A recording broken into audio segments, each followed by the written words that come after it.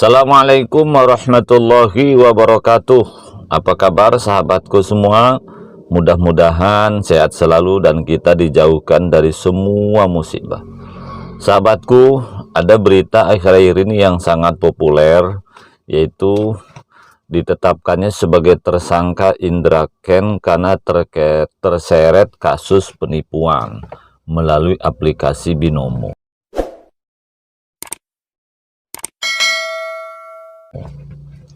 Saya sebagai konsultan konflik keluarga, saya ingin menjelaskan beberapa hal.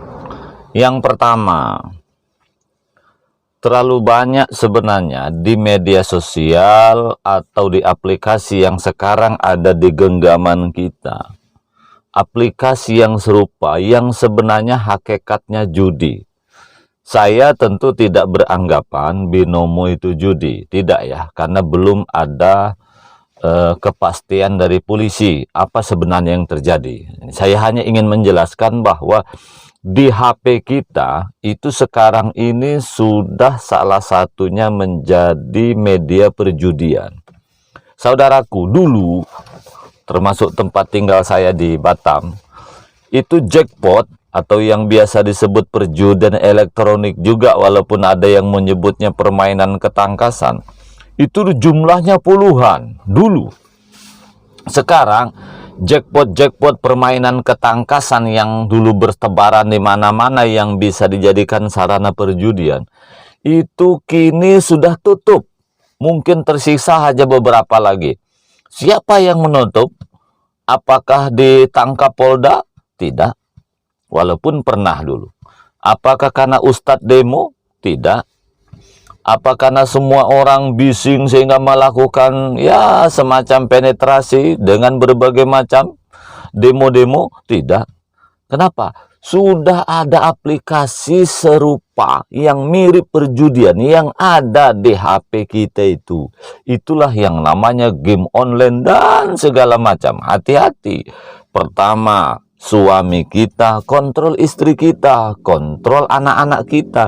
Karena sekarang perjudian melalui game online itu bukan hanya dilakukan oleh laki-laki, anak-anak, emak-emak pun sama gilanya juga.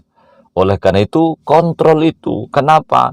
Karena menurut Pak Polisi, Binomo ini juga bisa dikatakan ada unsur judinya, karena di situ ada tebak-tebakan. Maksud saya, yang lain pun banyak yang serupa. Maka hati-hati. Judi ini menurut teman saya yang biasa berjudi, awalnya saja menang, lama-lama habis. Begitu juga yang di aplikasi. Pemilik aplikasi ini pandai kali dia. Awalnya saja kita ini seolah-olah menang. Ingat ya, saya kebetulan juga sebagai konsultan konflik keluarga ini, betapa tidak, di dekat tempat tinggal mana saya ada berdomisili ya, ada orang itu bisa kehilangan mobil Veloz hanya dalam waktu 13 jam melalui aplikasi itu. Karena memang judi itu sebenarnya ya. Satu, yang kedua, harus hati-hati.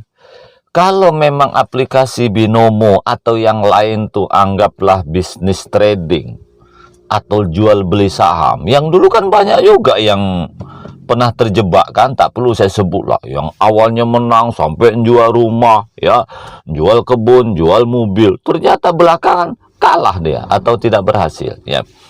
Nah jadi gini, kalau kita katakanlah jual beli saham melalui aplikasi, itu hukumnya dalam agama bagaimana? Menurut saya, kalau jual belinya itu tidak jelas, dikategorikan gharar, hukumnya haram, tidak boleh. Saya ingin berikan contoh begini ya.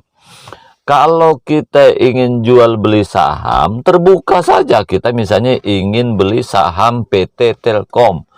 Perusahaannya jelas, lelangnya di mana, belinya di mana, katakanlah di pasar lelang atau di bursa efek misalnya. Itu pun kita harus paham permainan jual beli saham. Kalau tidak paham juga tidak boleh. Intinya begini ya, haram menurut orang lain belum tentu haram menurut orang lain pula. Ini tergantung kemampuan masing-masing sebenarnya.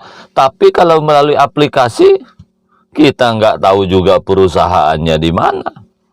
Seperti apa bisnisnya? Kita ikut-ikutan juga. Itu judi juga namanya. Saya ingin berikan contoh ya, ini sekedar dalam kitab fikih klasik seperti yang dicontohkan oleh para guru kita. Para tengkulak ya, biasanya kan membeli mangga masih di batang. Kalau mangga di batang itu misalnya hanya berupa bunga, hanya berupa putih yang kecil-kecil, dibeli oleh dia, oleh tengkulak itu, bagaimana hukumnya? Haram. Kenapa? Meskipun itu jelas mangganya, gitu ya, tetapi kan masih berupa putih, masih berupa bunga. Dimungkinkan mangga itu nanti bakal gagal panen dengan berbagai macam penyebabnya. Maka bisnis seperti itu dianggap haram. Kenapa? Belum pasti. Tapi kalau misalnya mangganya itu sudah besar-besar semua, ini menurut perkiraan kita 1 bulan, ya 15 hari lagi sudah bisa dipanen, nggak apa-apa. Karena memang mangganya sudah besar, mungkin perkiraannya kilo.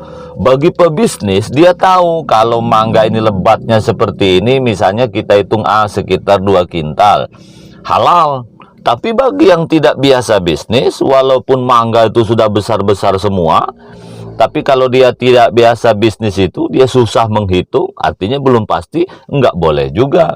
Atau saya ingin memberikan contoh lain, misalnya kita menjual ubi, ubinya masih di dalam tanah, kita jual, lah itu nggak boleh. Kenapa? Tidak terlihat, walaupun pada orang-orang tertentu bisa memperkirakan ubi itu seperti apa banyaknya, karena dianggap batangnya bagus-bagus. Intinya bisnis yang tidak jelas hukumnya haram dan dosa.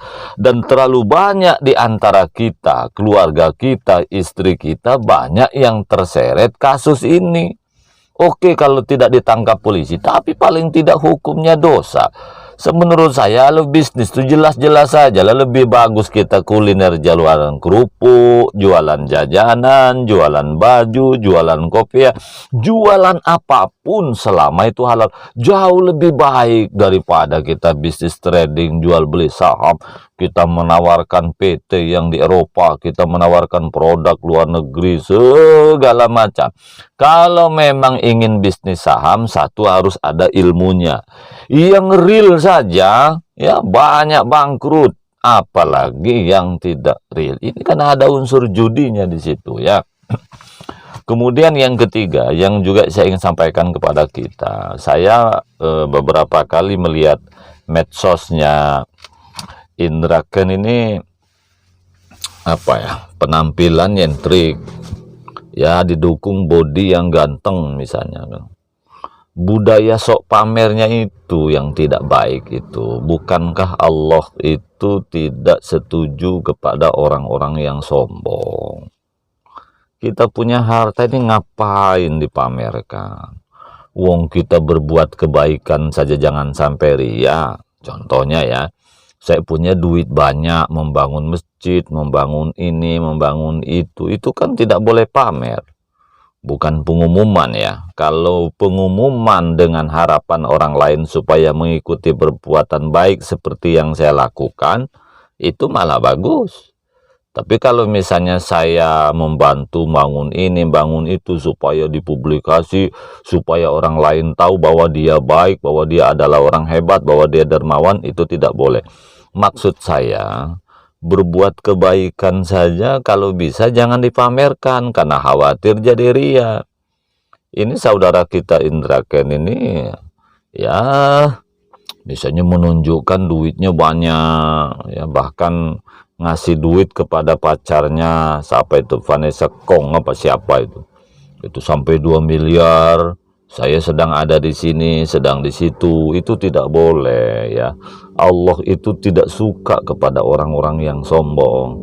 Tapi saya berharap kasus Indra Ken yang kemudian ditetapkan sebagai polisi ini, ya mudah-mudahan Allah Subhanahu wa Ta'ala mengampuni semua dosa saudara kita itu, bagaimanapun beliau adalah saudara kita. Kadang-kadang kalau betul beliau nanti tersangka, ya mudah-mudahan ini salah satu jalan ya beliau mendapatkan hidayah sehingga menjadi orang yang lebih baik. Karena orang yang tidak ditangkap polisi ini banyak juga yang kurang ajar, cuman karena nggak ditangkap saja.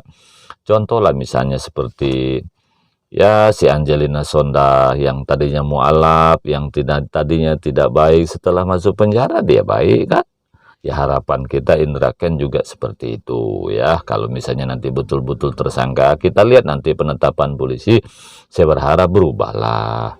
Ya minimal rajin sholat, rajin puasa, berbuat kebajikan. Jangan sombong lagi, jangan multitafsir lagi. Ini masa katanya Tuhan pun bingung mau memikirkan saya. Ini kan tak betul juga ya. Kita sudahlah, hidup ini tidak usah sombong-sombong.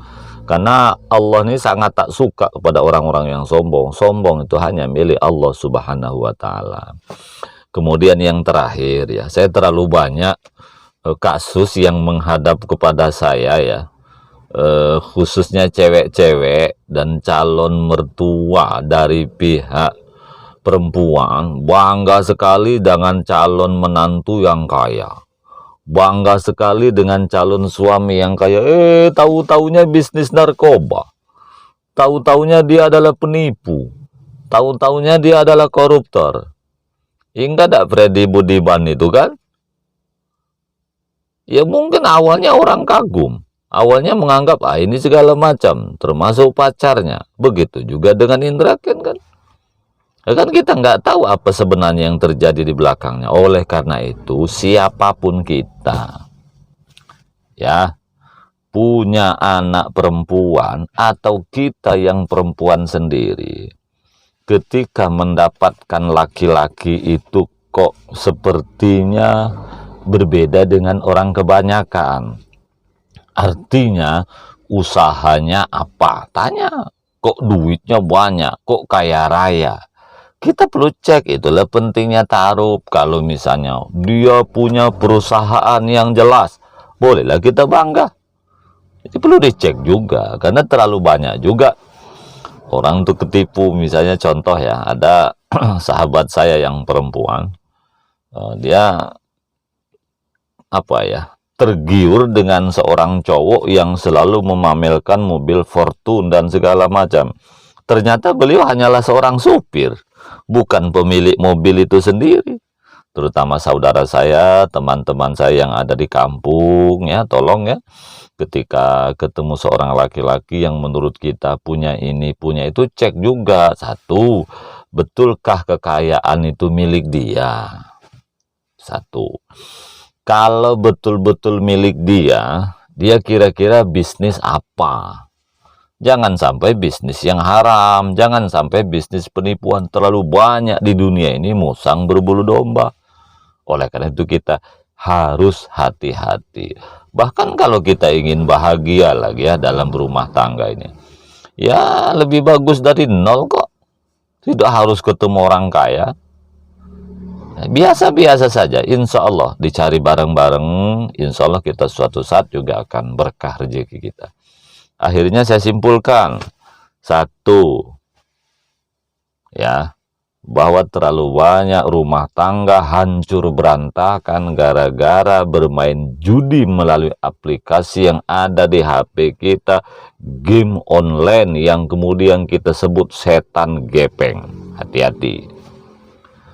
Yang kedua, kalau memang mau bisnis saham atau trading, yang pasti-pasti saja. Di Indonesia ini kan banyak, ada Bursa Efek Jakarta, ada Bursa Efek Surabaya. Itu pun harus ahlinya. Kalau bukan ahlinya jangan coba-coba. Karena di Indonesia banyak juga yang menggunakan konsorsium. Seminar sini, seminar situ, jual beli saham, akhirnya bangkrut. Ya, yang nyata saja banyak gagal kalau bukan ahlinya, apalagi yang tidak nyata. Kemudian yang ketiga, ya jangan sombong lah hidup ini. Ngapain kita sombong? Sombong tuh hanya milik Allah Subhanahu wa Ta'ala. Ingat, sepandai-pandainya tupai melompat, pada akhirnya jatuh juga. Yang terakhir, kalau kita ingin menikah dengan seseorang, mestinya ta'aruf dulu. Kenali dulu. Kalau memang dia kaya, dari mana kira-kira kekayaannya? Miliknya atau milik orang lain? Andaikan miliknya, apa bisnis dia itu? Sebab ketika kita mendapatkan sesuatu yang tidak wajar, maka yang didapatkan bukan berkah, tapi musibah. Bukan sakinah, tapi malah buat susah. Saya kira itu saudaraku, mudah-mudahan dan manfaatnya. Cukup sekian. Wassalamualaikum warahmatullahi wabarakatuh.